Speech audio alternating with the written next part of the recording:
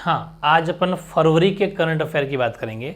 और पहले कुछ मेरी बातें सुन लेना भाई, कि इसमें बहुत ज़्यादा मेहनत मैंने की है, ठीक है। और इस मेहनत का फ़ायदा उठा सकते हो तो उठा लेना, वरना बैठे रह जाओगे, बता रहा हूँ। मतलब पूरे महीने अगर कोई बंदा क्लास ले, पूरे महीने अगर किसी बुक से पढ़े, उस पूरे का निचोड़ आपको एक ही वीडियो में मिल जाता है, तो क्या चाहिए आपको, ठीक है। और करंट अफेयर जो आपके लिए बिल्कुल इंपॉर्टेंट है, वो पूरा कंप्लीट इसमें मर्ज कर दिया गया है।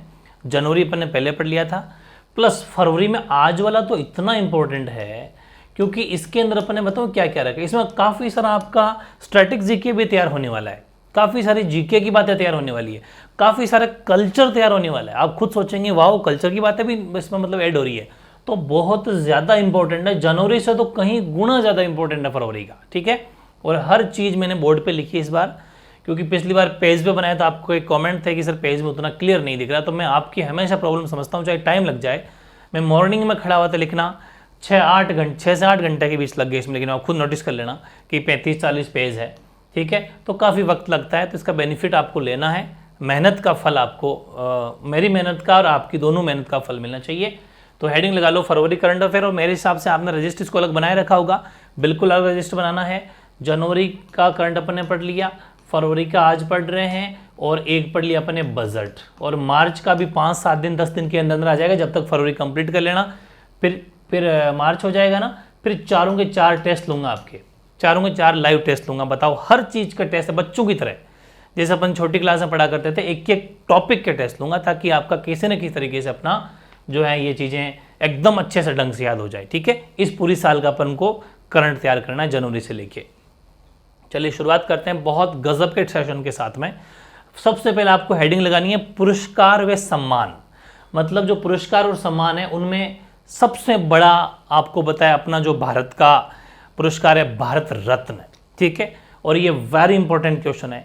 इस बार 5 जनों को भारत रत्न मिला है 2024 में, 24 में। तो इनकी अब संख्या होगी 53, ठीक है ना। मतलब पहले 48 थे, तो 49, 50, 51, 52, 53, 5 और हो गए ना। तो इनको भारत रत्न सम्मान 2024 मिला है। भारत रत्न पुरस्कार जो है एक्चुअली आज से शुरू नहीं है, ये 1954 से भारत रत्न पुरस्कार मिलते आ रहे हैं, ठीक है। 1954 से भारत रत्न पुरस्कार मिलते हैं। अभी हाल फिलहाल में 5 लोगों को, वर्तमान में जो है वो 5 लोगों को मिला है। 5 के नाम आपके सामने हैं। अब इनकी संख्या होगी टोटल, आज तक भारत में 53 जनों को भारत रत्न पुरस्कार मिल चुका है, इन 5 समेत। इसलिए मैंने नंबरिंग भी 49 से शुरू की है, ठीक है, क्योंकि 48 पहले हो चुके हैं। 49 है कर्पूरी ठाकुर, ये बिहार के रहने वाले हैं, समाज सेवी है, ठीक है। 24 जनवरी को, 24 जनवरी 2024 को इनको भारत रत्न मिल गया। लाल कृष्ण आडवाणी को आप सब जानते हो, ठीक है, अपने पूर्व प्रधानमंत्री भी थे भाजपा के, मोदी के गुरु माने जाते थे, भाजपा सरकार पूर्व उप प्रधानमंत्री रहे हैं। 3 फरवरी को इनको भारत रत्न मिला। चौधरी चरण सिंह, किसानों के मसीहा, ये भी भारत के प्रधानमंत्री रह चुके, उत्तर प्रदेश के सीएम भी रह चुके, यूपी के हैं, किसानों के मसीहा, पूर्व प्रधानमंत्री। इन ये वैसे नंबरिंग के हिसाब से 5वें पीएम बने हैं ना, जो आज तक जितने भी प्रधानमंत्री बने उस हिसाब से चौधरी चरण सिंह 5वें नंबर के प्रधानमंत्री है भारत के, ठीक है। तो नेहरू जी से फर्स्ट है ना वैसे, तो ये 5वें नंबर के पीएम है। कब से कब तक रहे थे वो भी लिख दिया मैंने, 28 जुलाई 1979 से लेके 14 जनवरी 14 जनवरी जो है 1980 तक ये हमारे देश के प्रधानमंत्री रहे थे। और 9 फरवरी 2024 को ध्यान रखना, 9 फरवरी 2024 को जो है इनको भारत रत्न मिल गया है। पीवी नरसिम्हा राव को आप जानते हैं, 9 फरवरी को इनको मिला है। ये आर्थिक सुधारक भी थे, और ये भी हमारे पूर्व प्रधानमंत्री, पूर्व प्राइम मिनिस्टर रह चुके हैं। और ये कौन से प्राइम मिनिस्टर है, ये हमारे 9वें नंबर के पीएम है। 1991 से 96 तक ये भारत के प्रधानमंत्री रहे थे, ठीक है। ये सारी बात इंपॉर्टेंट हो गई। और 5वें डॉक्टर एम.एन. स्वामीनाथन, 9 फरवरी को इनको मिला। स्वामीनाथन रिपोर्ट किसानों वाली जो बस वही है, तो 9 फरवरी को इनको जो है मिला। और ये हरित क्रांति के जनक हैं। 1911 में रमन मैग्सेसे पुरस्कार भी मिल चुका है, पद्मश्री मिल चुका है, पद्म भूषण मिल चुका है, पद्म विभूषण मिल चुका है। एक कमी थी भारत रत्न की, वो भी मिल गया। अब आपके दिमाग में आ रही होगी क्या ये सारे के सारे जीवित है क्या? नहीं, सिर्फ आडवाणी जी भी मतलब जीवित है बाकी सभी को, आडवाणी जी को छोड़कर चारों को मरणोपरांत मिला है। मरणोपरांत का मतलब आज ये जो है एम.एन. स्वामीनाथन भी दुनिया में नहीं है, और नरसिम्हा राव, चौधरी चरण सिंह और कर्पूरी ठाकुर ये आज हमारे मतलब नहीं है, इनको मरणोपरांत मिला है। तो जब किसी की निधन हो जाता है तो उसके बाद मरणोपरांत भी उनके सम्मान में दे दिया जाता है। ठीक है, तो ये चीज़ भी आपको ज़रूर नीचे वाला नोट भी जरूर लिखना है, वेरी इंपॉर्टेंट है। अब दूसरा पुरस्कार है ज्ञानपीठ पुरस्कार 2023। ठीक है, ज्ञानपीठ पुरस्कार 2023 की मैं अगर बात करूं तो ये वैसे 57 ज्ञानपीठ पुरस्कार मिल चुके, 57 ज्ञानपीठ पुरस्कार मिल चुके हैं आज तक। ये 58वां है, 58वां ज्ञानपीठ पुरस्कार मिला है 17 फरवरी 2024 को 2 जनों को। कितने जनों को? 2 जनों को मिला है। जगत गुरु राम भद्राचार्य संस्कृत के विद्वान हैं, इनको मिला है, और कवि गुलजार को आप जानते हो गीतकार है, इनको मिला है। और 2022 वाला भी लिख लेना साइड में, ज़्यादा वैसे कोई काम का नहीं है लेकिन नॉलेज के लिए लिख दिया मैंने। 2022 में जो ज्ञानपीठ पुरस्कार मिला था वो दामोदर मावजो को मिला था। ये एक राइटर हैं, कवि लेखक है। ठीक है, वेरी इंपॉर्टेंट ज्ञानपीठ पुरस्कार हो गया अपना। फिर मैं बात करता हूँ दादा साहेब फाल्के इंटरनेशनल अवार्ड, जो फिल्मों में एक्टर्स को मिलता है ना, एक्टर एक्ट्रेस को। ये जो 2024 वाला अवार्ड मिले, 24 फरवरी 2024 को ये इनका वितरण किया गया। कब किया गया? 24 Feb 2024 को। बेस्ट एक्टर मिला है शाहरुख खान। ठीक है, जवान मूवी जो थी ना, जवान मूवी, इसके लिए बेस्ट एक्टर चुना गया है। दादा साहब फाल्के पुरस्कार किसको मिला बेस्ट एक्टर में? शाहरुख खान को। और ये फाल्के पुरस्कार best actress Rani Mukherjee, Mrs Chatterjee versus Norway के लिए। और best actor negative role, negative role का मतलब है जैसे एक तो एक्टर होता है, दूसरा कौन सा होता है? नेगेटिव रोल का मतलब जिसको अपन कह सकते हैं ना, जैसे बॉबी देओल ने एक अलग भूमिका निभाई थी, वो एक्टर नहीं थे, एक्टर तो जैसे रणवीर कपूर थे। तो बेस्ट एक्टर नेगेटिव रोल के लिए अगर देखा जाए तो बॉबी देओल है, एनिमल मूवी के लिए इनको मिला है बेस्ट एक्टर नेगेटिव रोल। और बेस्ट एक्टर क्रिटिक्स अवार्ड मिला विक्की कौशल को, सैम बहादुर के लिए। और बेस्ट एक्ट्रेस क्रिटिक्स अवार्ड मिला है फीमेल में, वो करीना कपूर को। और ये तो एक्टर है, ये एक्ट्रेस है। और best actor in web series वो शाहिद कपूर को मिला है वेब सीरीज के लिए। ये भी सारे इंपॉर्टेंट है। बहुत बार सब इंस्पेक्टर के एग्जाम में भी यहाँ ऐसे जो पीछे हुआ था उनमें भी क्वेश्चन यहाँ दादा साहब फाल्के पुरस्कार से आया था कि दादा साहब फाल्के पुरस्कार के अंदर बेस्ट एक्टर किसको चुना गया, दादा साहब फाल्के पुरस्कार के अंतर्गत बेस्ट एक्टर क्रिटिक्स अवार्ड किसको मिला, ये सब बातें। एक छोटी सी बात और लिख दें, लक्ष्मी नारायण अंतर्राष्ट्रीय पुरुष 8 फरवरी 2024 को प्यारेलाल शर्मा जो संगीतकार है ना, इनको चुना गया है। ये भी साइड में एक फैक्ट लिख देना, बहुत ही गजब की बात हो गई। एक होता है ग्रैमी अवार्ड, ग्रैमी ले आऊंगा, सुना होगा आपने हनी सिंह का सॉन्ग है ना, बिल्कुल। तो ये ग्रैमी अवार्ड जो सिंगर को मिलता है, जो सिंगिंग करते हैं ना उनको, सिंगर को मिलता है। 5 फरवरी को ये जो ग्रैमी अवार्ड दिया गया, 5 फरवरी 2024 को। ठीक है, संस्करण के हिसाब से 66वां पुरस्कार, 66वां संस्करण है ये, हर साल होता है, तो 66वां हो गया। तो संगीत की दुनिया में सबसे बड़ा अगर कोई अवार्ड है तो वह ग्रैमी ले आऊंगा, ग्रैमी अवार्ड। ठीक है ना, बिल्कुल। तो संगीत की दुनिया में सबसे बड़ा हो गया। 5 इंडियंस को, 5 भारतीयों को यह अवार्ड मिला इस बार। ठीक है ना, इंटरनेशनल है ये। तो शंकर महादेवन सुना होगा, बहुत अच्छे गाने गाते हैं। जाकिर हुसैन तबला वादक है, तीसरी बार मिल गया इनको। ठीक है, राकेश चौरसिया ये बांसुरी वादक है। गणेश राजगोपालन और सेल्व गणेश विनायक राय, ये जो हैं इन सब 5 बंदों को ग्रैमी अवार्ड मिला है 5 फरवरी 2024 को।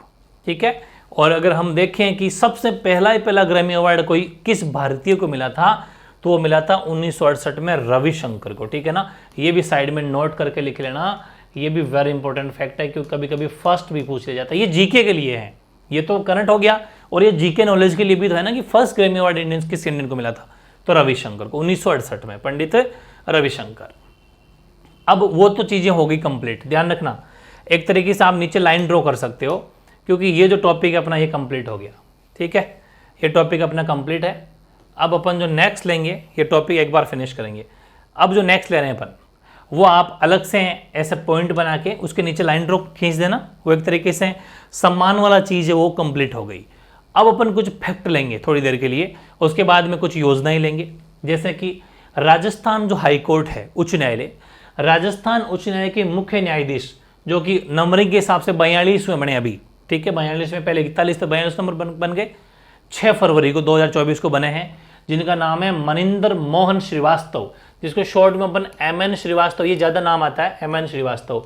ध्यान रखें ये हमारे राजस्थान हाईकोर्ट या राजस्थान उच्च न्यायालय के मुख्य न्यायाधीश बने हैं 42वें, संख्या के हिसाब से 42वें हैं, और वैसे ही 6 फरवरी 2024 को बने हैं। ठीक है, ओके, नाम पता चल गया MN श्रीवास्तव।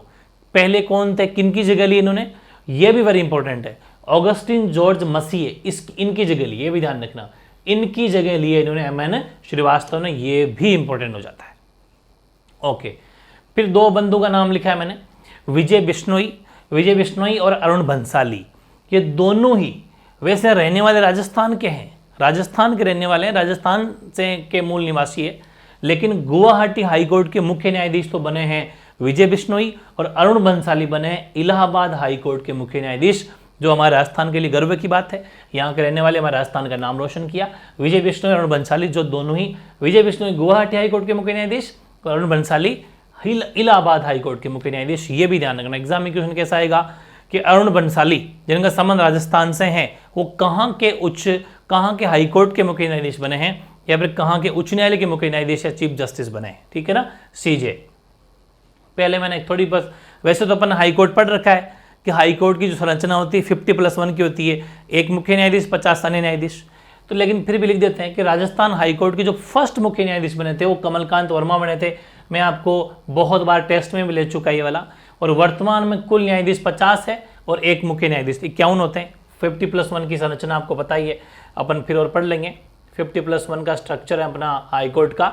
तो ध्यान रखें, एग्जाम में क्वेश्चन नहीं आएगा कि राजस्थान के CJ कौन है, राजस्थान हाईकोर्ट के, तो राजस्थान हाईकोर्ट के मुख्य न्यायाधीश CJ कौन है, वो MN श्रीवास्तव है, मनिंदर मोहन श्रीवास्तव। पहले कमलकांत थे, बाकी तो पूरी बातें लिख ली अपन ने। अभी आपने सुना होगा कि लोकसभा चुनाव तो चलो चल रहे हैं, अभी 19 तारीख को पहला होगा चुनाव, उसके बाद में 26 तारीख होगा। ऐसे 2-3 चरणों में मैंने आपको पूरी डिटेल बता रखी है। लेकिन अभी थोड़े दिन पहले राज्यसभा के चुनाव हुए थे ना। तो राज्यसभा के चुनाव, राजस्थान में राज्यसभा की 3 सीट है, आपको पता है। लोकसभा की राजस्थान से 25 सीट है, कुल मिला के संसद की सीट हो गई, मतलब संसद सदस्य हो गए 35, 25 + 10 35।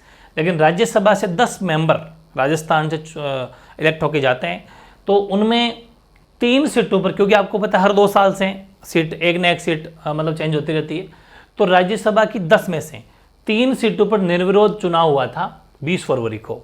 उसमें सोनिया गांधी कांग्रेस से, क्योंकि 3 बंदे जो राजस्थान से गए ना, वो कौन कौन गए, सोनिया गांधी कांग्रेस पार्टी से, चुनीलाल ग्रासिया बीजेपी से और मदन राठौड़ बीजेपी से। ये 3 बंदे राजस्थान से गए हैं, ध्यान रखना, पूरी बात समझना। आपको पता है किरोड़ी बाबा को जानते हो आप, किरोड़ी लाल मीणा जो हैं अभी हमारे राजस्थान के कृषि मंत्री बन गए हैं। वो पहले वो राज्यसभा के सांसद थे, मतलब राज्यसभा में MP थे, लेकिन अभी उन्होंने चुनाव लड़ा सवाईमाधोपुर से, चुनाव जीत गए। ठीक है, चुनाव जीत के तो MLA बन गए, तो MLA MP दोनों 2 पोस्ट पर एक साथ रह नहीं सकते, तो फिर राज्यसभा सांसद उन्होंने वहाँ से इस्तीफा दे दिया, और यहाँ अपने राजस्थान सरकार के अंदर वो मंत्री भी हैं। तो बस एक तो उनकी जगह, और ये जो सोनिया गांधी बने हैं कांग्रेस के, ये हमारे डॉक्टर मनमोहन सिंह जी जो थे ना, वो राजस्थान से ही राज्यसभा के सांसद थे, उनकी जगह लिए सोनिया गांधी ने। ठीक है ना। और चुनीलाल ग्रासिया बीजेपी के, मदन राठौड़, इनका तो कार्यकाल, ये दोनों के कार्यकाल की जगह हुआ था। मैं लिख दूंगा, अभी पूरा लिखा है कि वर्तमान में 10 सीट है राजस्थान में राज्यसभा की, उसमें 6 तो कांग्रेस की है, 4 बीजेपी की है। क्योंकि भाई होता क्या है, अभी थोड़े दिन पहले कांग्रेस की सरकार थी, तो कांग्रेस के ही लोग ज़्यादा होंगे ना, क्योंकि हर 2 साल में होता है, इसलिए अभी पिछले दिनों में तो कांग्रेस सरकार, तो कांग्रेस बंदे ज़्यादा है, बाकी बीजेपी। अब वापस बढ़ती रहेगी संख्या, तो बीजेपी की संख्या बढ़ जाएगी, कांग्रेस से कम हो जाएगी। ठीक है ना, वही होता है। तो वर्तमान में 10 मेंबर हैं, जिसमें 6 कांग्रेस के हैं, 4 बीजेपी के हैं। अब देखो, डॉक्टर मनमोहन सिंह कांग्रेस, इनका कार्यकाल समाप्त हो गया था, जिनकी जगह सोनिया गांधी को बना दिया है। ठीक है, राहुल गांधी की मम्मा को। और भूपेंद्र यादव बीजेपी के, इनका भी कार्यकाल समाप्त हो गया, तो इनकी जगह एक ही बात है कुल मिलाकर। और किरोड़ी लाल जी मीणा, ये विधायक थे, MLA बन गए, इसलिए तीनों की जगह 3 बंदे वापस चुनने पड़े। ठीक है ना, इन 3 की जगह वापस 3 मैंने राज्यसभा के मेंबर वापस निर्विरोध भेज दिए हैं। लेकिन एग्जाम में क्वेश्चन क्या आएगा, इन तीनों के नाम वेरी इंपॉर्टेंट है, किस पार्टी से वो इंपॉर्टेंट है, और कब चुनाव हुआ, 20 फरवरी को हुआ, वो वेरी इंपॉर्टेंट है।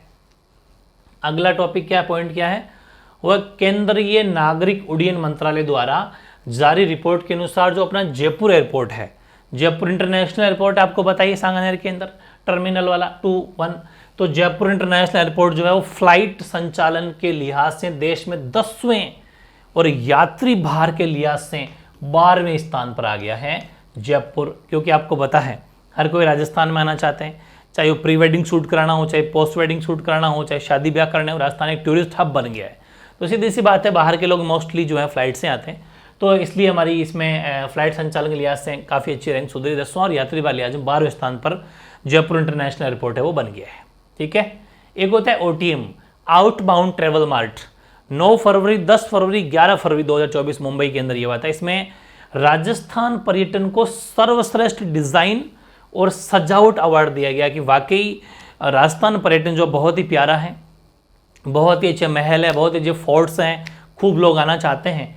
तो ये OTM जो हर साल अवार्ड देता है, तो राजस्थान को इस बार चुना है सर्वश्रेष्ठ डिज़ाइन और सजावट अवार्ड दिया गया है। इसमें हमारे मुख्य अतिथि जो डिप्टी CM दिया कुमारी जी वो भी मुख्य अतिथि के तौर पर रहे थे। क्यों, और आपको पता है कि राजस्थान की जो इकोनॉमी है, अर्थव्यवस्था, उसके अंदर पर्यटन का, टूरिज्म का बहुत बड़ा इंपॉर्टेंट रोल है। हमारी अर्थव्यवस्था में पर्यटन 14% रोल अदा करता है। बहुत बड़ी बात है। 2023 में जब आप सुनोगे तो दिल खुश हो जाएगा। 17 करोड़ पर्यटक या टूरिस्ट राजस्थान में आए थे 2023 ओनली एक साल में।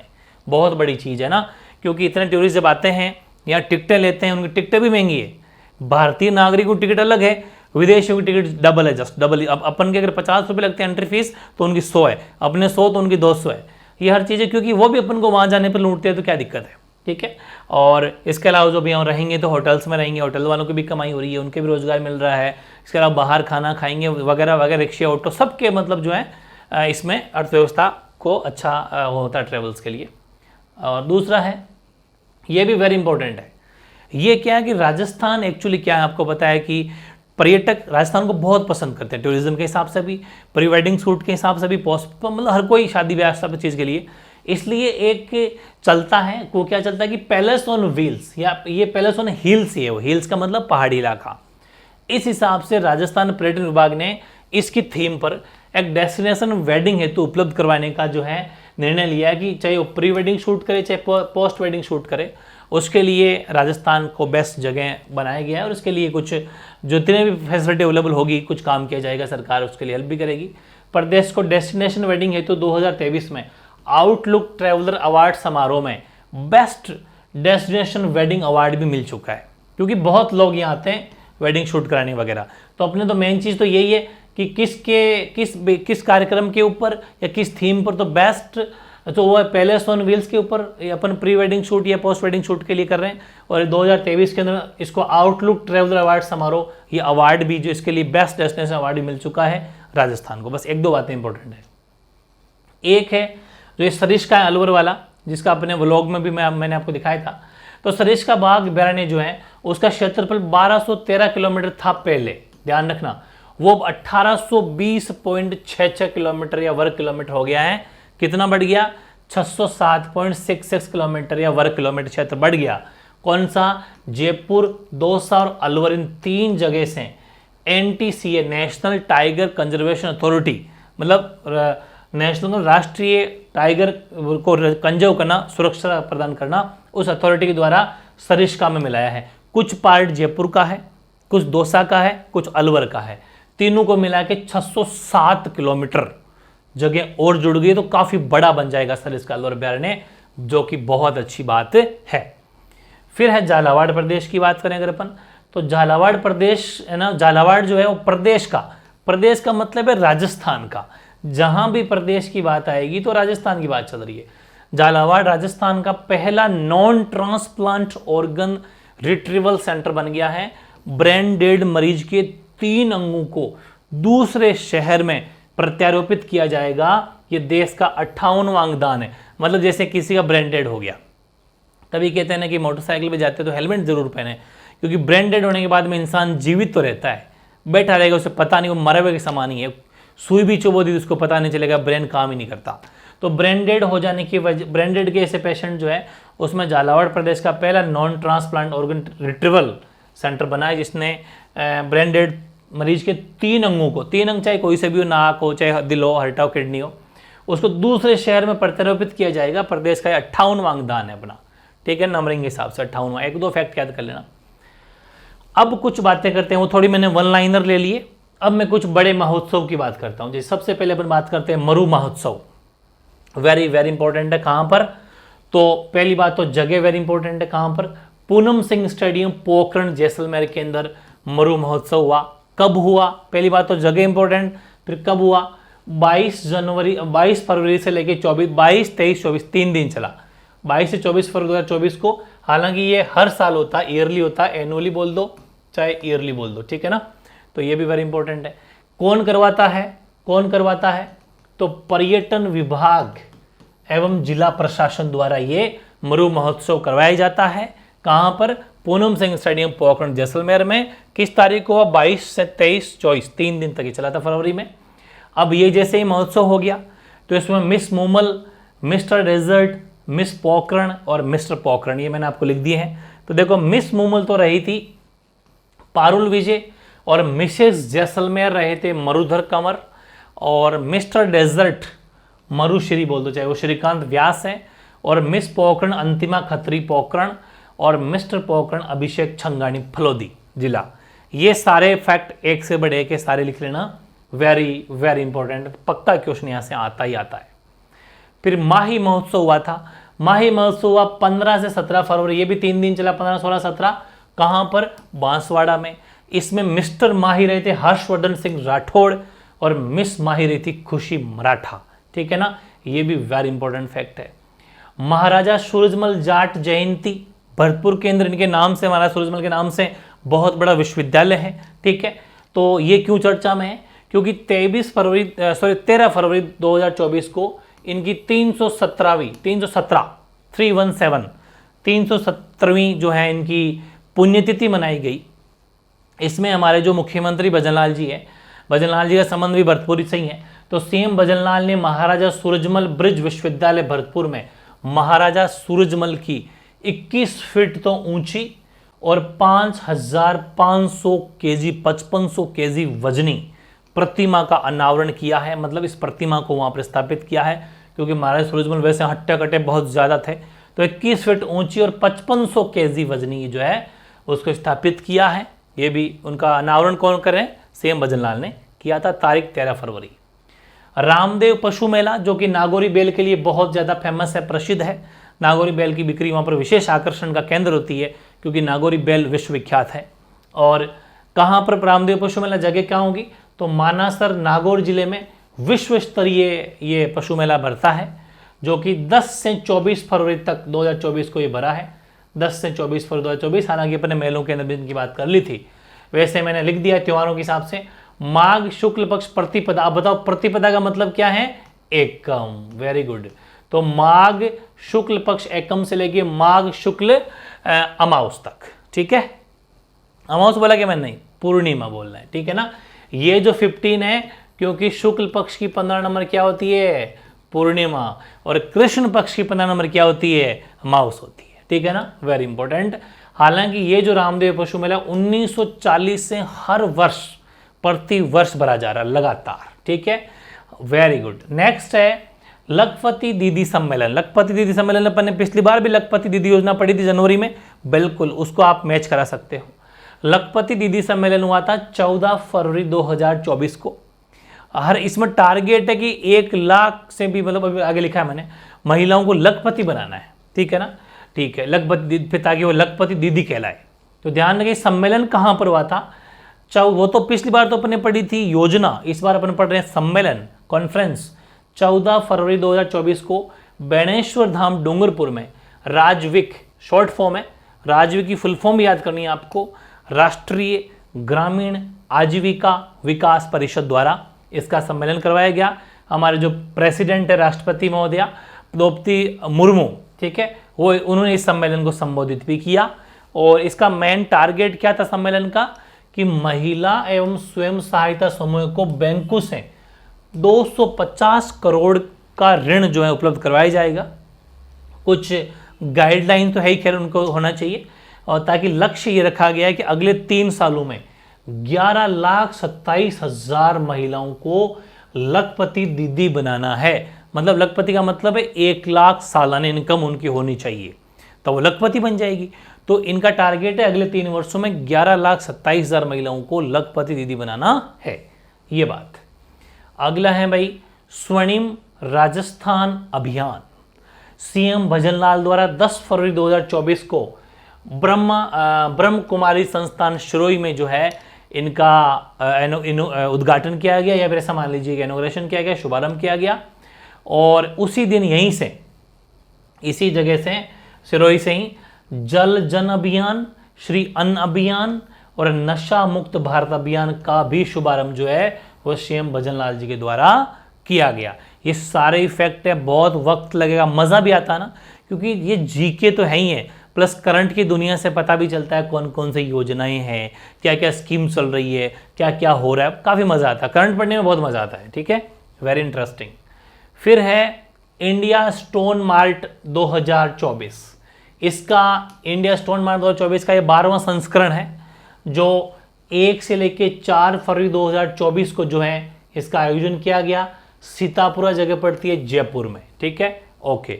इसका नेतृत्व कौन कर रहे हैं? नेतृत्व लीडरशिप की रिको सीडोस कंपनी ने और फिक्की ने। ध्यान रखना, आप कभी सीतापुरा जयपुर आए तो वहां पर रिको के बोर्ड लगे आएंगे, नजर आएंगे, तो बिल्कुल रिको सीडोस और फिक्की जो कंपनियां हैं वो इस इंडिया स्टोन मार्ट का मैं नेतृत्व करी, 2 बहुत बड़ी कंपनियां हैं। 2,981 करोड़ के व्यापारिक प्रस्ताव पर चर्चा हुई है इस मार्ट में 2024 वाले इस प्रोग्राम में। और अब इसमें क्या करता है कि जो इंडिया स्टोन मार्ट ये 2024 वाला जो हुआ, जो कि 12वां संस्करण का मतलब है 11 हो चुके हैं, 12वां है, इसमें एक अवार्ड दिया जाता है, लाइफ टाइम अचीवमेंट अवार्ड। ठीक है ना, ये खुद देता है। तो ये लाइफ टाइम अचीवमेंट अवार्ड मिला है यशवंत कुमार शर्मा, जो अजमेर के रहने वाले हैं। यशवंत कुमार शर्मा अजमेर के रहने वाले, इनको ये मिला है। बाकी आपने नेक्स्ट हेडिंग लगानी है जेएलएफ, बहुत ज़्यादा फेमस, शॉर्ट में जेएलएफ बोलते हैं। जयपुर के लोग तो समझ पा रहे होंगे, जेएलएफ है ना, जयपुर लिटरेचर फेस्टिवल, बहुत ही गजब का, सालों साल से लगता है, वेरी इंटरेस्टिंग। बहुत अच्छी अच्छी बुक्स मिलती है, बहुत अच्छे अच्छे राइटर्स आते हैं, बहुत अच्छे अच्छे लोग देश विदेशों से ही आते हैं, बहुत बार मैं भी जा चुका। जयपुर साहित्य उत्सव, जयपुर लिटरेचर फेस्टिवल जेएलएफ जो है वो इस बार 2 से 4 फरवरी 2024 को ये हुआ। 16 संस्करण 16 बार हो चुका है, हर साल होता है, ये 70वां संस्करण था। इसका उद्घाटन किया था जेएलएफ का, क्योंकि शुरुआत की जाती है फिर लोग आना शुरू होते हैं। दिया कुमारी जो हमारे डिप्टी सीएम है, कहाँ पर? कलार्स होटल आमेर के अंदर, आमेर पड़ता है जयपुर ग्रामीण में। ठीक है ना, ध्यान रखना, जयपुर ग्रामीण जिला जो बन गया ना, वहाँ पर आमेर पड़ता है। और इस जेएलएफ में जब ये संपन्न होता है, जैसे 2 से लेकर 4 फरवरी तक चला, तो ये जब संपन्न होता है तो उसके बाद में कुछ अवार्ड्स वगैरह भी मिलते हैं। तो महाकवि कन्हैयालाल सेठिया, इनको कविता पुरस्कार मिला 9वां, है ना, जो ये मतलब जो कविता पुरस्कार है ये 9th पुरस्कार मिला है। किनको मिला? ये महाकवि कन्हैयालाल सेठिया जी के नाम से कविता पुरस्कार है, क्योंकि जो भी अच्छी कविता लिखेगा, जिनकी सब पूरे प्रोग्राम में सबसे अच्छी कविता होगी, उनको एक प्रोग्राम जो ये दिया जाता है महाकवि कन्हैयालाल सेठिया कविता पुरस्कार। अरुंधति सुब्रमण्यम को दिया है, इनकी कविता का नाम था when goes a traveller. Very important, ध्यान रखना। पहली बात तो ये कि महाकवि कन्हैयालाल सेठिया कविता पुरस्कार किनको मिला? वो अरुंधति सुब्रमण्यम को मिला। उनको नंबरिंग के हिसाब से कौन सा पुरस्कार है? तो 9वां पुरस्कार है। और इनकी कविता का क्या नाम था? तो वो था when goes a traveller, when goes a traveller. Very important है, ध्यान रखना।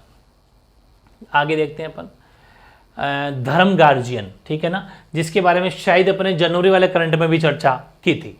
भारत जापान संयुक्त अभ्यास है ये, है ना, सेना का। इसमें पहली बात तो ये कि ये किनका संयुक्त अभ्यास है?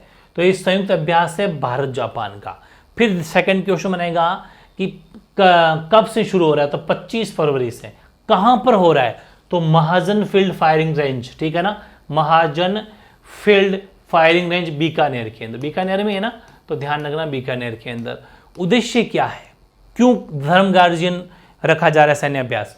तो सैन्य सहयोग को बढ़ावा देने के लिए और संयुक्त क्षमता बढ़ाने के लिए, ठीक है ना, ध्यान रखना, ताकि संयुक्त क्षमता बढ़े, कभी कोई अटैक करे कोई देश तो एक दूसरे की हेल्प कर सके, और थोड़ा प्रैक्टिस हो जाएगी तो पता भी चलेगी क्या कुछ मामला है, थोड़ी सैन्य शक्ति बढ़ती है उससे। जैसे अपन कोई फिजिकल एक्टिविटी करते हैं, चाहे रनिंग करो, चाहे एक्सरसाइज करो, जिम करो, उससे हमारी थोड़ी एक्टिविटी करने से हमें थोड़ी बॉडी अच्छी कसरत करने से जो है उसमें सुधार होता है। वैसे ही ये जब प्रैक्टिस करेंगे तो इसमें जो है संयुक्त क्षमता में वृद्धि होगी, सैन्य सहयोग को बढ़ावा मिलेगा, सारी बातें हैं। एक था ब्रेसिक सम्मेलन। ब्रेसिक सम्मेलन 7 से 9 फरवरी 2024 को चला। वैसे 5वां संस्करण है, 4 पहले हो चुके। क्या है ये? श्री कर्ण नरेंद्र कृषि विश्वविद्यालय द्वारा ये तो इसके द्वारा तो करवाया जा रहा है, वह सरसों अनुसंधान समिति के सहयोग से जो है कृषि अनुसंधान संस्थान दुर्गापुर जयपुर में, दुर्गापुरा जगह पड़ती है जयपुर के अंदर। एग्जाम में क्वेश्चन आएगा, पहली बात तो ये कि ब्रेसिक सम्मेलन कहाँ पर हुआ? दुर्गापुरा जयपुर में। कब? 7 से 9 फरवरी 2024 को। कौन सा संस्करण था? 5वां। बस इतना मैंने है, ये वाली लाइन, ये वाली ये ध्यान रख लेना, और ब्रेसिक सम्मेलन भी याद कर लेना। फिर है वेरी इंपॉर्टेंट है कि मेरी पॉलिसी मेरे हाथ। ठीक है, ये जो प्रोग्राम है वो 2 फरवरी 2024 को इसका शुभारंभ किया गया, कृषि मंत्री हमारे किरोड़ी बाबा के द्वारा, किरोड़ी लाल मीणा जी के द्वारा किया गया। ठीक है, और इसके तहत 2 से 29 फरवरी तक प्रदेश में ग्राम पंचायत मुख्यालय पर शिविर लगाकर प्रधानमंत्री फसल बीमा योजना के तहत बीमा पॉलिसियों का वितरण किया जाएगा।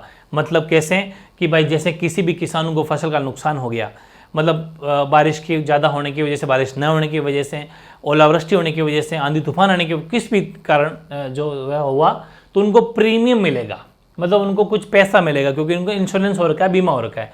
रबी की फसल में नुकसान तो 1.5% नुकसान का, मतलब उसका, और खरीफ में 2%, वाणिज्यिक बागवानी में 5%, मतलब कुछ रिलीफ मिल जाएगा इंसान, ताकि ये तो नहीं रहे कि भाई बिल्कुल ही माइनस में चला गया, तो ये थोड़ा उनको प्रीमियम मिलेगा। ठीक है, और ये बीमा पॉलिसी वितरण किया जाएगा। ठीक है, पॉलिसी है मतलब ये। अगला बाउंस ऑफ जॉय, आपको याद क्या रखना है इसमें, मेरे पहली बात समझना कि प्रधानमंत्री फसल बीमा योजना के तहत इसका वितरण किया जा रहा है, पॉलिसियाँ हैं। फिर उसमें रबी में कितना परसेंट है? 1.5%, परसेंट जोड़ देख लेना। फिर बाउंस ऑफ जॉय की मैं बात करूं तो 5 फरवरी 2024 को ये bounce of joy program launch हुआ। किसके लिए? स्कूलों में खेलकूद को बढ़ावा देने के लिए, और राजस्थान में 100 स्कूल और 132 शारीरिक शिक्षा का मतलब है पीटीआई, जो होते हैं ना खेलकूद में प्रैक्टिस करने वाले, उनका पायलट चरण में चयन किया गया है, और वो बच्चों को इस बाउंस ऑफ जॉय के तहत ये प्रोग्राम लॉन्च हो चुका है। स्कूलों में खेलकूद के लिए बच्चों को एक्टिविटी कराएंगे, जो भी जिस भी फील्ड में बच्चा इंटरेस्टेड है उसको उसके अंतर्गत उसकी प्रैक्टिस करवाएंगे, और कहीं कहीं प्रतियोगिताएं अगर होगी तो उसको साथ में लेके भी वहाँ जाएंगे। राजस्थान विज्ञान महोत्सव ये 26 से लेकर 28 फरवरी 2024 3 दिन तक ये चला है। केंद्रीय इलेक्ट्रॉनिक अभियांत्रिकी अनुसंधान संस्थान श्री जयपुर द्वारा इसका आयोजन किया गया। मेन उद्देश्य क्या रखा गया है कि विज्ञान के क्षेत्र में नए आयाम कैसे स्थापित करें, साइंस के क्षेत्र में और कैसे अपन और कौन कौन से इनोग्रेशन या और प्रोग्राम चलाएं कि साइंस अपना और आगे तरक्की करे। उसके लिए एक है RajComp info services limited, RISL, full form भी वेरी इंपॉर्टेंट है, ध्यान रखना। ठीक है, वह भारतीय प्रौद्योगिकी संस्थान IIT कानपुर, तो खैर सुन रखा होगा, IIT कानपुर के बीच में 22 फरवरी को ब्लॉकचेन प्रौद्योगिकी में सेंटर ऑफ एक्सीलेंस स्थापित करने हेतु MOU पर हस्ताक्षर हो चुके हैं, पूरा खाका तैयार हो गया है, साइन वाइन हो चुके हैं, और अब क्या होना है, जिससे ई-गवर्नेंस व राजस्थान की परियोजनाओं के डेटा में सुरक्षा व पारदर्शिता आएगी। क्योंकि आपको पता है कि बहुत सारे लोग, जब आजकल हर चीज़ ऑनलाइन हो रही है, चाहे वो कैश के लिए हो चाहे किसी के लिए भी हो, तो उसमें काफ़ी डेटा चुरा लिया जाता है लोगों का, तो उससे थोड़ी सेफ सिक्योरिटी मिलेगी। ये भी एक अच्छा प्रयास है। कंपनियां कौन कौन सी है, सीधे सीधे प्रश्न आ चुके हैं, ऐसे कैसे बहुत बार प्रश्न आए कि जैसे किन किन के द्वारा, तो एक तो IIT कानपुर और एक RISL, RajComp info services limited के बीच में जो 22 फरवरी को ये जो है प्रोग्राम लॉन्च हुआ था। वेरी इंपॉर्टेंट है, ध्यान रखना, ये दोनों कंपनियां मत भूल जाना, ये सीधे सीधे प्रश्न आते हैं। ठीक है ना, सीधे सीधे प्रश्न यहाँ से आते हैं। फिर है विश्व का पहला, बहुत गजब का क्वेश्चन ये भी, पहला ओम के आकार का, शिव भगवान को होते हैं ना ओम, तो वैसे ओम के आकार का मंदिर मिला है भाई। मिला इन द सेंस कि काफी पुराना मंदिर है, भव्य मंदिर है, उद्घाटन हो चुका है इस मंदिर का, कभी जाना, बहुत शानदार है। जार्डन पाली में, कौन सी जगह है? जार्डन पाली में है। इस मंदिर का, जो कि बिल्कुल ओम, भगवान शिव के जो ओम होता है ना, ओम जो लिखते हैं अपन, उस ओम के आकार का है। प्राण प्रतिष्ठा, जैसे राम मंदिर का प्राण प्रतिष्ठा 22 जनवरी लिखा गया ना, मतलब एज लाइक प्राण प्रतिष्ठा का मतलब उद्घाटन कर देना, अब मंदिर खुल गया है वैसे। तो 19 फरवरी 2024 को प्राण प्रतिष्ठा, 1995 से बन रहा था, आज का नहीं, 1995 से बन रहा था, अब जाके तैयार हुआ। तो बहुत ही भव्य मंदिर है, 135 फीट तो ऊंचा है, 4 फ्लोर है, 4 मंजिल है, और 108 खंभे हैं, पिलर है, स्तंभ है, ठीक है। और 250 एकड़ में फैला हुआ है, 250 एकड़, मतलब बीघे से ही ज्यादा होती है एकड़, ठीक है। कहाँ, इसमें किस चीज का यूज हुआ है, इस मंदिर को भव्य बनाया गया, जिसमें लाल पत्थर यूज हुआ है धौलपुर का, बंसी पहाड़पुर धौलपुर, एग्जैक्ट जगह लिख दी है मैंने, वहां का लाल पत्थर इस मंदिर को बनाने में प्रयुक्त किया गया है। और शिव भगवान की 108 प्रतिमाएं, 1008 माई मिस्टेक, 1008 प्रतिमाएं जो शिव की, वो इसके अंदर है। 108 होल हैं, कक्ष हैं, 7 ऋषियों की समाधि इसके अंदर बनाई गई है। निर्माण में योगदान अगर किसी का अपन देखें तो अलगपुर सिद्धपीठ महेश्वरानंद महाराज जो हैं, इनका इसमें बहुत बड़ा योगदान है, निर्माण करने में बड़ा योगदान इनका रहा है। ये ध्यान रखना भाई, विश्व का पहला ओम आकार का मंदिर। फिर सूर्य नमस्कार के नाम संबंध से भी आपको बहुत अच्छी जानकारी होगी कि 15 फरवरी 2024 को सप्तमी के दिन, जैसे षष्ठी सप्तमी होती है ना, वैसे सप्तमी को सभी स्कूल्स में सामूहिक सूर्य नमस्कार कार्यक्रम किया गया।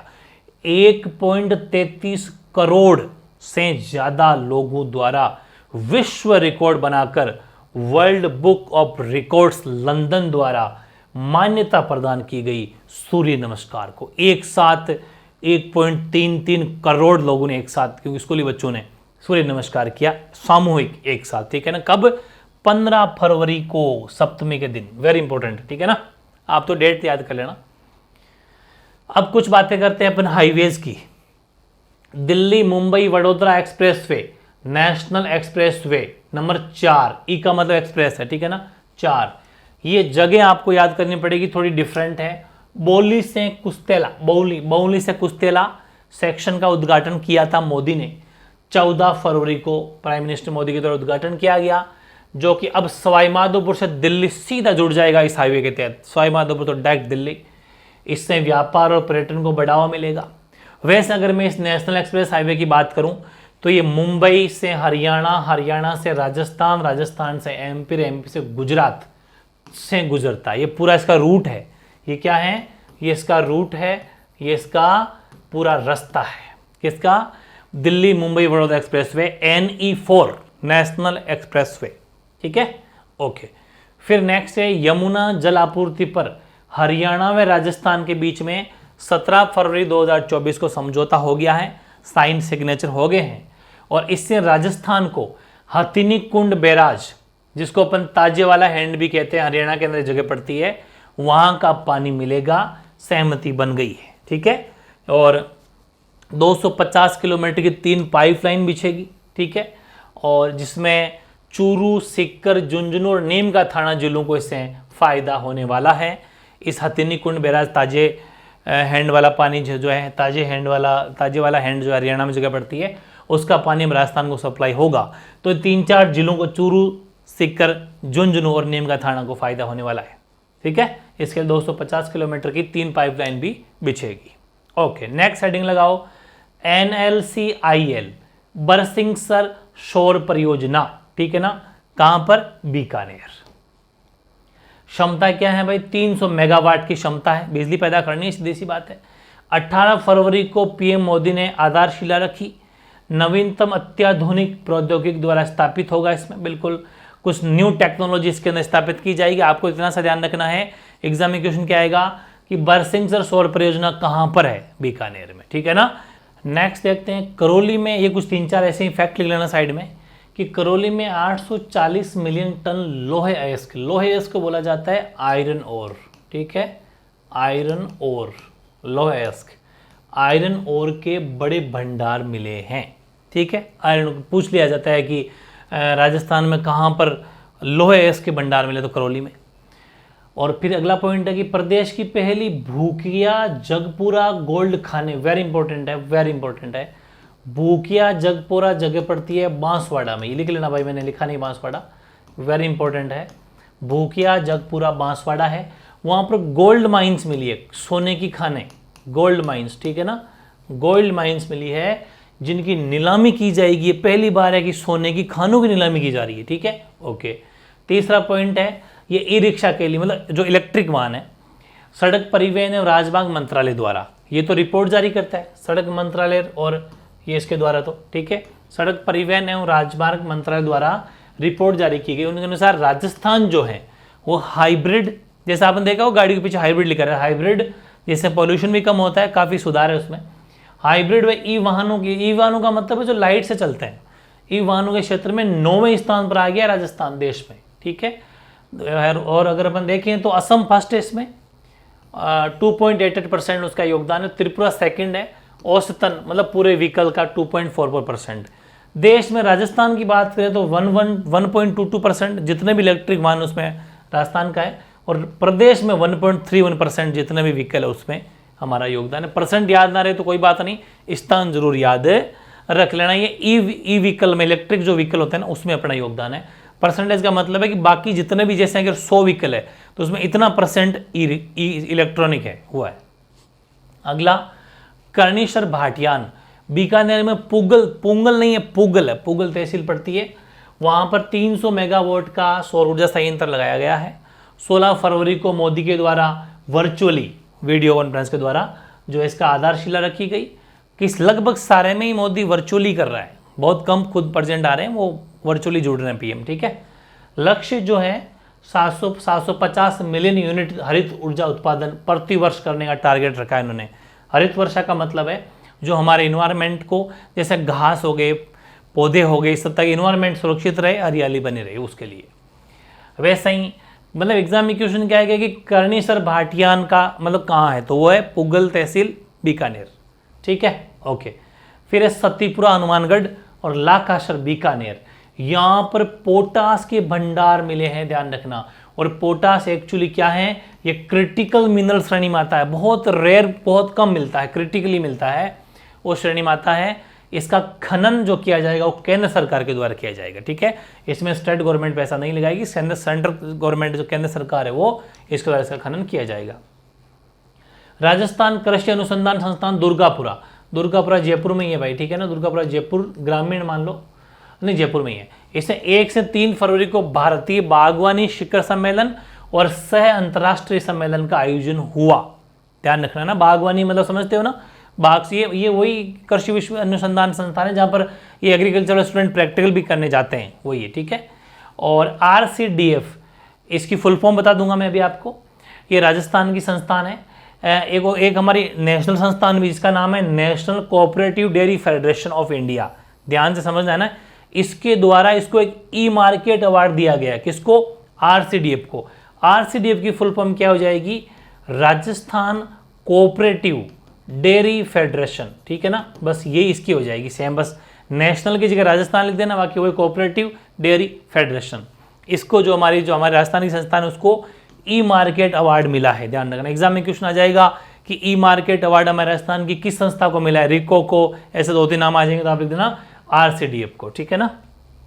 अगला है भाई भिक्षावर्ती। आपको पता है राजस्थान के अंदर खूब सारी जगह, इंडिया सब जगह ही है, ये भीख जो मांगने वाले लोग होते हैं, बड़े पर्यटकों टूरिस्ट को परेशान करते हैं, और ये चीज़ गलत है, बार बार बीच में आना ये अच्छा नहीं लगता, देश के लिए शोभा नहीं देता। तो भिक्षावर्ती मुक्त भारत का लक्ष्य पूरा करने हेतु राजस्थान में जैसलमेर और उदयपुर का चयन किया है सबसे पहले कि यहाँ पर शुरू करो, क्योंकि ये टूरिस्ट हब है, यहाँ पर पर्यटक भी खूब आते हैं, इससे हमारे देश की इमेज भी थोड़ी डाउन होती है कि ऐसे भिखारी भिक्षा जो रोड पे घूमते रहते हैं, सही बात नहीं है। तो ध्यान रखिए एग्जाम में क्वेश्चन आएगा, भिक्षावर्ती मुक्त भारत का लक्ष्य पूरा करने हेतु राजस्थान के किन 2 शहरों को या किन 2 जिलों का चयन किया गया है, तो जैसलमेर और उदयपुर। वैसे ही है अखिल भारतीय तकनीकी शिक्षा परिषद AICTE, ये जो इसका उद्घाटन कर दिया है मोदी ने, मोदी द्वारा जयपुर में वीडियो कॉन्फ्रेंस के द्वारा। अध्यक्ष प्रोफेसर TG सीताराम, इसके किसके, अखिल भारतीय तकनीकी शिक्षा परिषद के ये अध्यक्ष है, ठीक है, ओके। अब कुछ नई चीजें पढ़ते हैं। कुछ प्रमुख व्यक्तित्व, कुछ ऐसी पर्सनैलिटी जो इस महीने में सम्मानित हुए या कुछ काम किया या कुछ हुआ। तो सबसे नंबर 1 लगाओ, हेडिंग लगाना व्यक्तित्व, ये हेडिंग लगानी है आपको फिर से, है ना, ये नई हेडिंग रहेगी, व्यक्तित्व है। इसमें नंबर 1 राजेंद्र प्रसाद गुप्ता। क्या खास बात इनकी कि राजस्थान के महाधिवक्ता, नए महाधिवक्ता बन गए हैं 3 फरवरी को, नंबरिंग के हिसाब से 19वें, ठीक है ना, 19 बने हैं।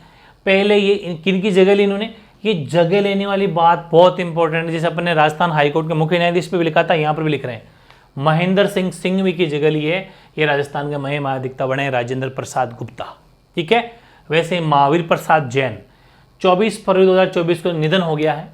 ये भाजपा के नेता थे, टोंक से 4 बार एमएलए रह चुके हैं, विधानसभा के मुख्य सचेतक भी रह चुके हैं महावीर प्रसाद जैन। एग्जाम में क्वेश्चन आएगा कि महावीर प्रसाद जैन का संबंध राजनीति से, बिल्कुल राजनीति से, ठीक है, कैसा भी क्वेश्चन आ सकता है। दौलत राम वैद्य, संगीत नाटक अकादमी दिल्ली द्वारा इन्हें कला आर्ट के क्षेत्र में सर्वश्रेष्ठ पुरस्कार, जिसका नाम क्या है, उसका नाम भी यही है, संगीत नाटक अकादमी पुरस्कार, ये दिया गया है राष्ट्रपति मुर्मू के द्वारा। पंकज भंडारी, रारा का मतलब है राजस्थान राज्य, जहां पर भी ये आता हो तो आप समझ जाना वो राजस्थान राज्य की बात है। राजस्थान राज्य विधिक सेवा, विधिक जानते हो ना, विधिक सेवा मतलब विधिक, जो जैसे कोर्ट में हो गया या वकील साहब हो गए वो सब, तो ये वो सेवाएं होती है। राजस्थान राज्य विधिक सेवा प्राधिकरण, जिसको शॉर्ट में रालसा भी कहते हैं, इनके ये कार्यकारी अध्यक्ष बन गए हैं पंकज भंडारी। 15 फरवरी को इनके कार्यकारी अध्यक्ष बनाया गया है। वैसे ये राजस्थान हाईकोर्ट के मुख्य न्यायाधीश भी रह चुके, ठीक है, Pankaj Bhandari, very very important. Number 5 है गुलाब कोठारी, जानते हो राजस्थान पत्रिका के संपादक हैं, तो राजस्थान पत्रिका के प्रधान संपादक हैं।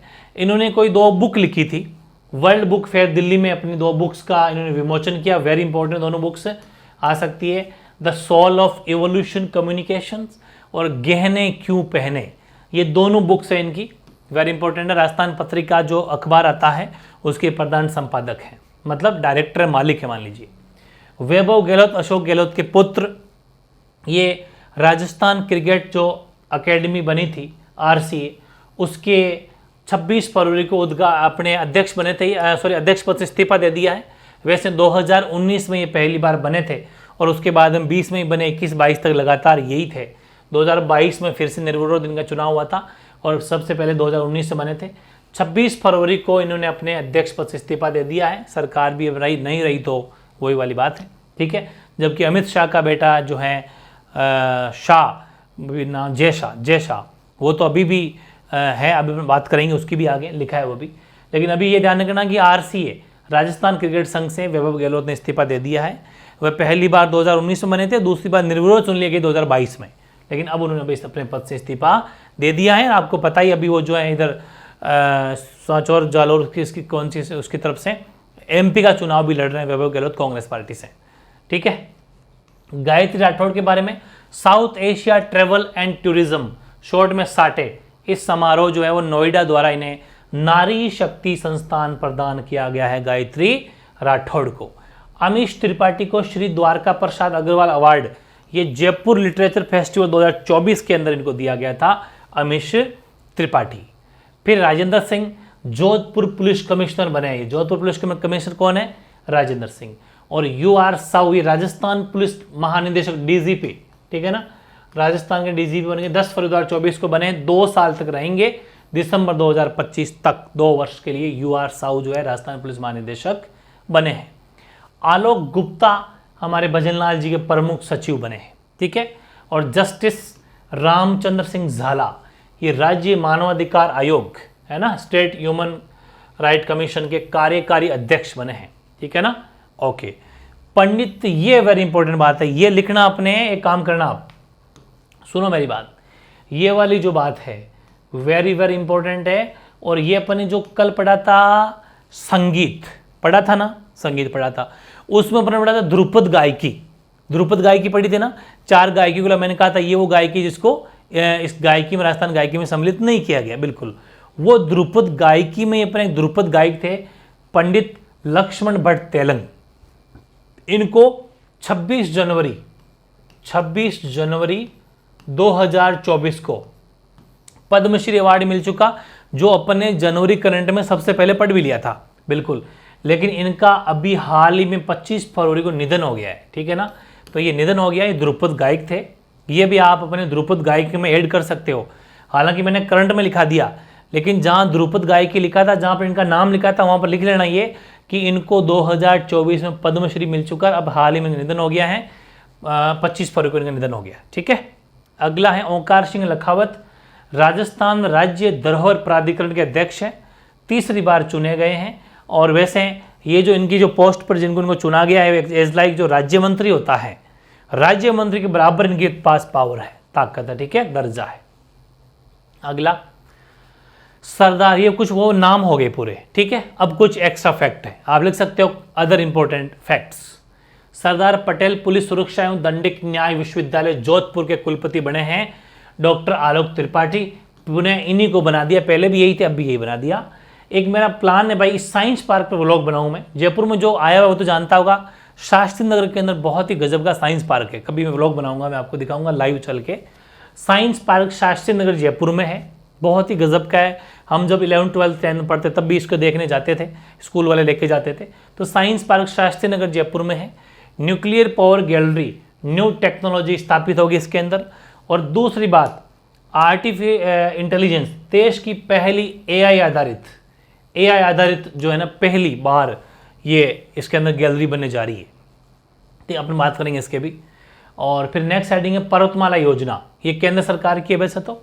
इसके तहत प्रदेश में 12 जिलों में 16 धार्मिक स्थलों पर रोपवे बनेंगे। रोपवे सीधे वो होते हैं दो रस्सियों के बीच में रोपवे, एकदम, क्योंकि खूब सारे बुजुर्ग व्यक्ति ऐसे होते हैं जो चल फिरने में असमर्थ होते हैं, तो रोपवे का बनना बहुत बड़ी चीज़ हो जाएगी।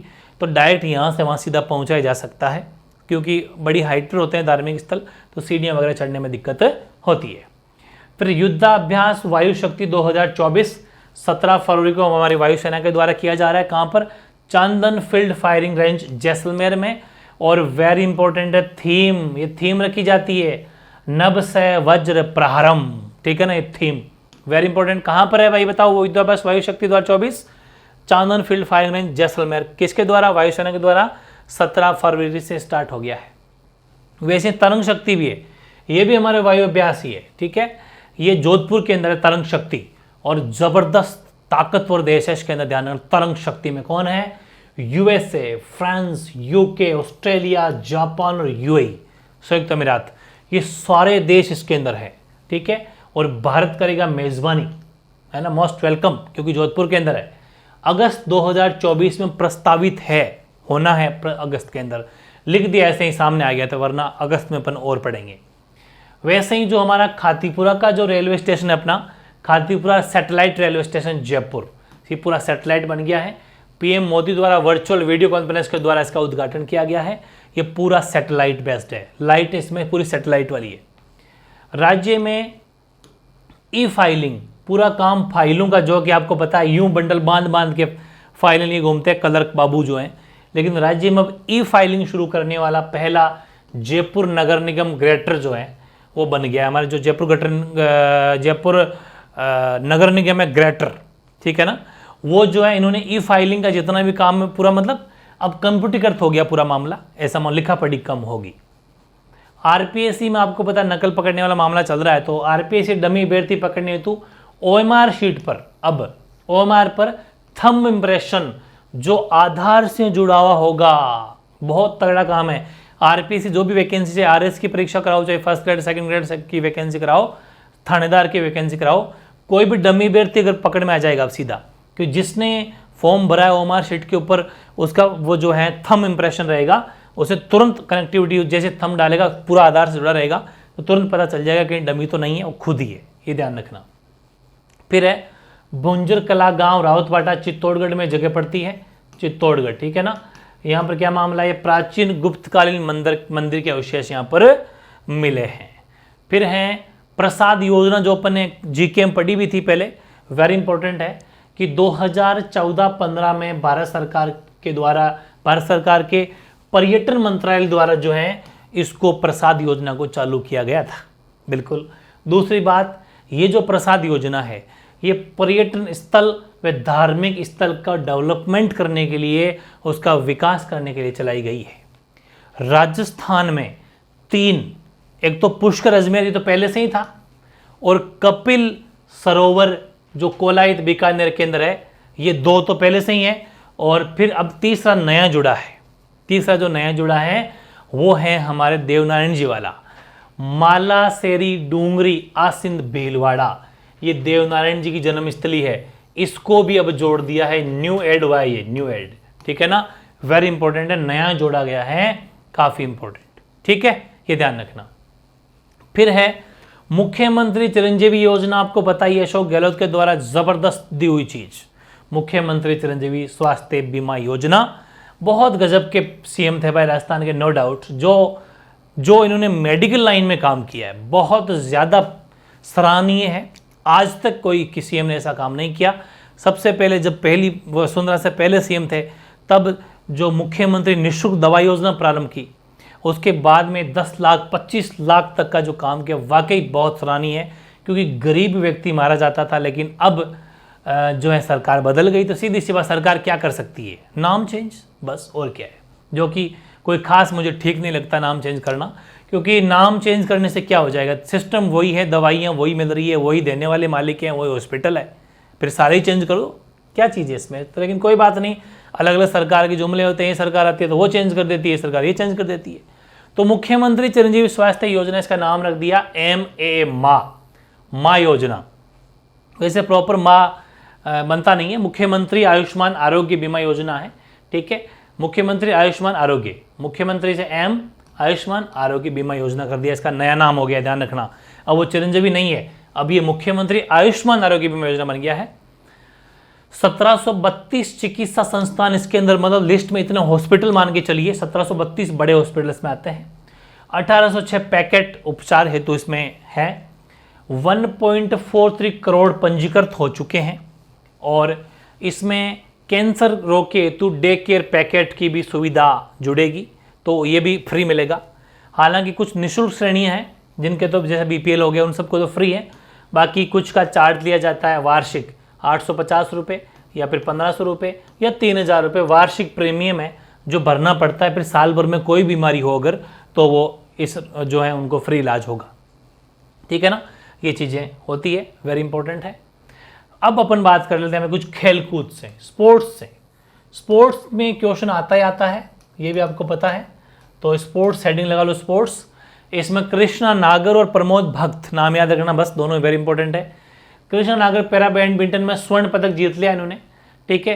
कहाँ पर हुआ था ये, मतलब कि इनका वो हुआ था 25 फरवरी को, पटाया जगह पड़ती है थाईलैंड में, वहाँ पर इन्होंने पटा लिया और जीत गए, गोल्ड मेडलिस्ट। पटाने की बात जगह के नाम, बाकी जीता इन्होंने मेहनत से। और प्रमोद भक्त ने भी स्वर्ण पदक जीता। ये इनकी कैटेगरी होती है, ग्रुप होता है, SL3 में तो प्रमोद भक्त है, और SS6 के अंदर है तो बैडमिंटन का ही, उसमें कैटेगरी कृष्णा नागर है। दोनों ने स्वर्ण पदक जीता है। कहाँ पर हुआ था इसका आयोजन, तो वो प्रतियोगिता हुई थी 25 फरवरी को, पटाया थाईलैंड में, ओके। फिर सांसद खेल महाकुंभ, सांसद का मतलब मेंबर ऑफ पार्लियामेंट, MP, वो सांसद होता है। 3 फरवरी 2024 को ये प्रोग्राम हुआ, कहाँ पर, पाली में, बांगड़ स्टेडियम में, पाली में, वहाँ पर PM मोदी के द्वारा वर्चुअली संबोधन, मतलब खुद तो आए नहीं, बस वही वीडियो कॉन्फ्रेंस के जरिए। महिला badminton Asia team championship Malaysia के अंदर हुआ, उपविजेता थाईलैंड रहा, विजेता भारत रहा। पहली बार, वेरी इंपॉर्टेंट है, पहली बार महिला बैडमिंटन एशिया कप भारत ने जीत लिया है, ये पहली बार है, ठीक है ना, वेरी इंपॉर्टेंट। फिर खेलो इंडिया विंटर गेम्स, खेलो इंडिया विंटर गेम्स जो है वो भी ध्यान रखो, ये 25 फरवरी 2024 को गुलबर्ग, बारामूला, जम्मू एंड कश्मीर, J&K, वहाँ पर ये प्रोग्राम या प्रतियोगिता हुई। इसमें फर्स्ट रही हमारी मिलिट्री आर्मी, 10 गोल्ड मेडल जीते। सेकंड रहा कर्नाटक, 9 गोल्ड मेडल जीते। थर्ड रहा महाराष्ट्र, 7 गोल्ड मेडल जीते, ठीक है ना, वेरी इंपॉर्टेंट है। पहली बात तो ये कि खेलो इंडिया विंटर गेम्स कहाँ हुए, किसने कितने कितने मेडल जीते।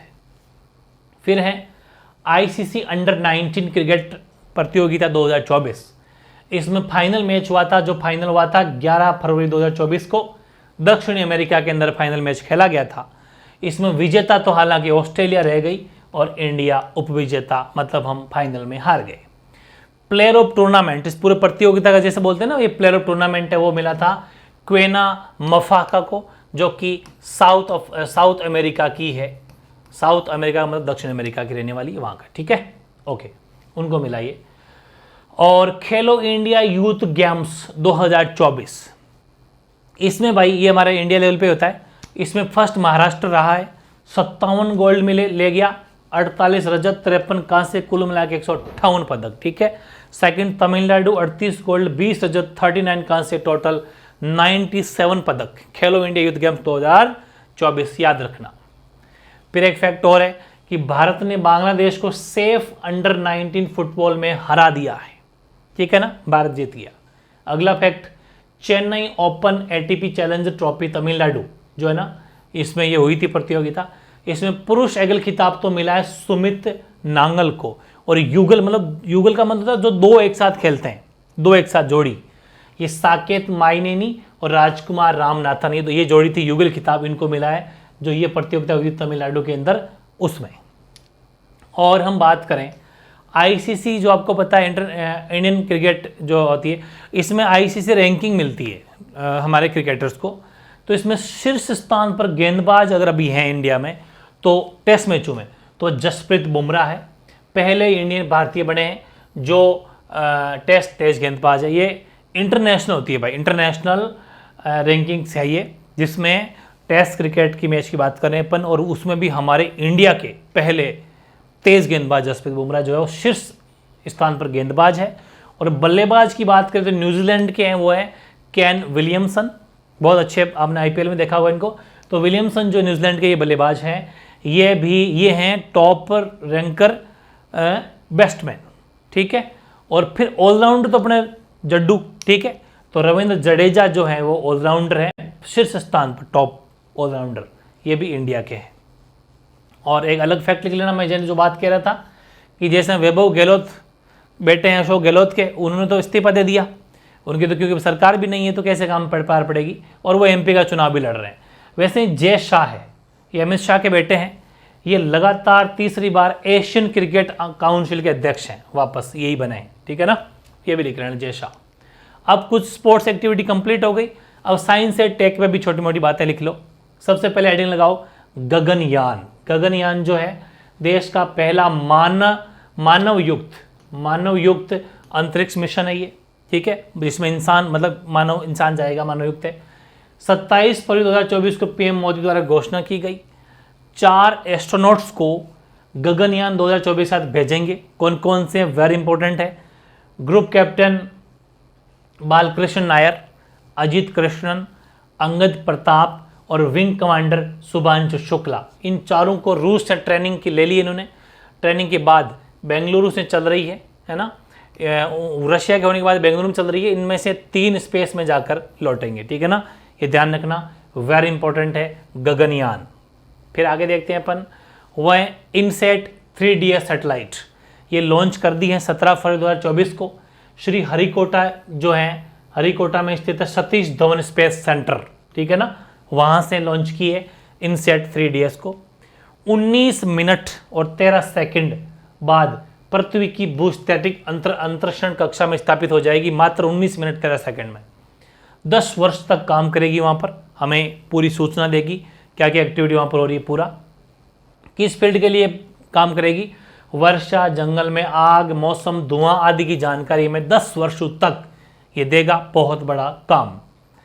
वैसे ओडिशियस ये चंद्रमा के दक्षिण ध्रुव पर पहुंचने वाला पहला स्पेस क्राफ्ट है, प्राइवेट है ये, निजी क्षेत्र का, ये कोई गवर्नमेंट का नहीं है, निजी क्षेत्र का है, ठीक है, अमेरिका का है, इंडिया का भी नहीं है। और वैसे अमेरिका इसको बनाने वाला है, भेजने वाला सेकंड देश है। इसी फील्ड में 1972 में अपोलो मिशन कर चुका है फर्स्ट, अपोलो मिशन जो हुआ था वो फर्स्ट था। वैसे ही अमेरिका का जो ये ओडिसी से सेकंड है, फर्स्ट था अपोलो मिशन, ये भी लिख लेना, फैक्चुअल बातें थी। तो ये था भाई अपना फरवरी का करंट। कैसा लगा और कैसी लगी मेहनत, बहुत ज़्यादा मेहनत आपके लिए की है, इसको ढंग से याद कर लेना, टिप्स पे याद कर लेना, 100% अलग रजिस्टर आपने बना रखा है उसमें उतार लेना, प्रॉपर नोट्स बना लेना और जितनी बार पढ़ सको, याद मत करना, बस पढ़ते जाओ। एक बार पढ़ लो, 2 बार पढ़ लो, 3 बार पढ़ लो, पढ़ते जाओ, पढ़ने से ही याद हो जाएगा। और पहले मुझे सुनाना था, अभी तो आपको मेरे को आपने सुना ही होगा, वो सिस्टम रखना है और इसके बाद में उतारना है, क्योंकि खूब सारी चीज़ें जो मैंने मेरे शब्दों में लिखी है, कहाँ कहाँ पर कैसे कैसे एरो बनाए हैं, तो पहले उनको सुन लिया जाए, उसके बाद उतारोगे तो ज़्यादा बढ़िया रहेगा। ठीक है, तो ये था सेशन, कैसा लगा ज़रूर कमेंट करना। फिर मिलते हैं नए सेशन के साथ में। कुछ दिनों के बाद में आपको मार्च का करंट भी मिलने वाला है, तो ध्यान रखें। जनवरी करंट, फरवरी करंट आज मिल गया, बजट मिल चुका है और मार्च का जल्दी आने वाला है। चारों होते ही फिर मैं चारों के अलग अलग 4 लाइव टेस्ट आपके लूँगा। ठीक है, फिर मिलते हैं फिर एक नए सेशन के साथ में। ओके।